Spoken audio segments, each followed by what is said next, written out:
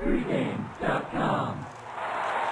Welcome back, pregame.tv. I'm here with the A-Team Vegas runner. I am merely Steve Fezzik, your host. We're going to be breaking down NBA. Spurs hosting the Bulls. Spurs back from the rodeo trip that they always every year have success. Yes, and again, I can only imagine what would happen if a team like the Knicks or the had Heat, to do it. Right, although what kind of rodeo are you going to have in New York? So how about these Spurs? A lot of talk about how they're going to get the #1 seed, but they're not. But they're somewhat of a paper tiger. They try too hard throughout the year. What do you think? I'll tell you, I like the Spurs in this spot, and for me, it's pretty simple. I think that the betting market's overreacted to the fact that Parker's going to be not playing this game, that he's hurt. And when you look at the stat sheet, at first, it's understandable. 21 points, 7-8 assists per game. It's hard to make up. But when you look at that Spurs bench, they got some quality guards. They're pretty deep at guard. And I'm not saying you're going to be able to make up for Tony Parker, but the betting market has overreacted when you look at this price. So I don't really need someone to come up and score 21 points and do exactly what Tony Parker was going to do, dish out 7 or 8 assists. I just need enough quality guards, backups to go in there and play their game. And when you look at the Chicago Bulls, they're a team that's 5 games above 500.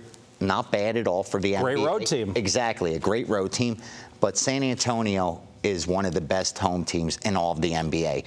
When you're a club like the Spurs, who get money each and every day, they're going to attract money no matter what, more times than not. Unless they're playing the Oklahomas, the Miamis, then maybe they won't. But more times than not. At 7 right now in this game? Exactly. And I think the line should be closer to 9.5, if not double digits, because Richard Hamilton isn't playing, and he's at 10 points per game for Chicago.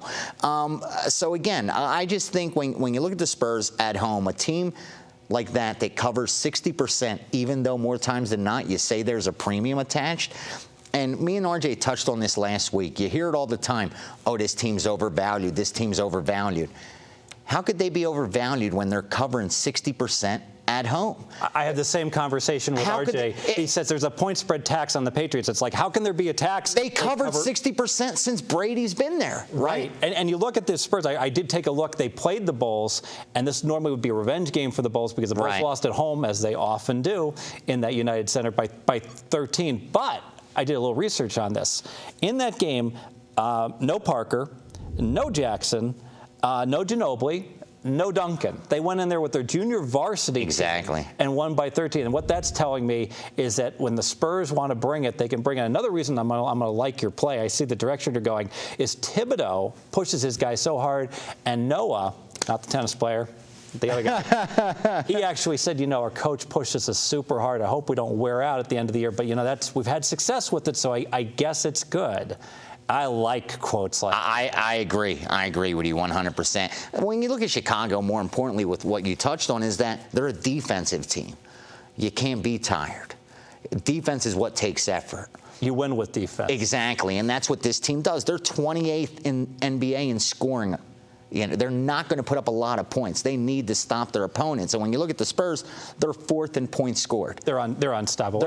Let's make it They're going to put up their points. I'm sold. I like it. Chicago at San Antonio. Word is out. Parker will not play. They're going to be missing 21 points a game, but doesn't matter. Go ahead and lay the points with the Spurs. This line's around 7.5. I think it should be a lot closer to double digits here. They return, like Steve touched on, from their yearly trip. I think they're going to light it up against Chicago this week. And the one number in the NBA that I buy points on, just an FYI, is 7.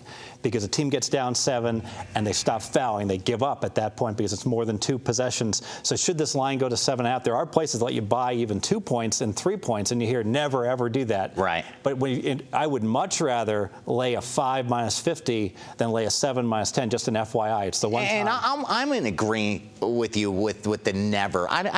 There's no bigger misconception than never tease, never parlay, never do this. I think every type of wager is a weapon that you have. And depending on the type of bet you need that's going to give you the most value in that situation, I think you should step up and fire. I don't like limiting myself and saying I'm never going to do that. I'm never going to buy a point. I'm never going to tease. I'm never going to parlay. Yeah, it's good basic strategy to avoid it, but at times, if you know what you're doing, There's times to use it. Absolutely. Very good. Well, good basic strategy that we discussed at pregame.tv here is to not bet on the Los Angeles Lakers, although they have been making a run of late. So who knows? Maybe we'll take a chance with them. We got the Lakers coming up at New Orleans. I don't know if what they're calling themselves today. Maybe they're the Pelican Briefs. I don't know. We'll look into that. Check back with us. We'll be breaking that game down here at pregame.tv.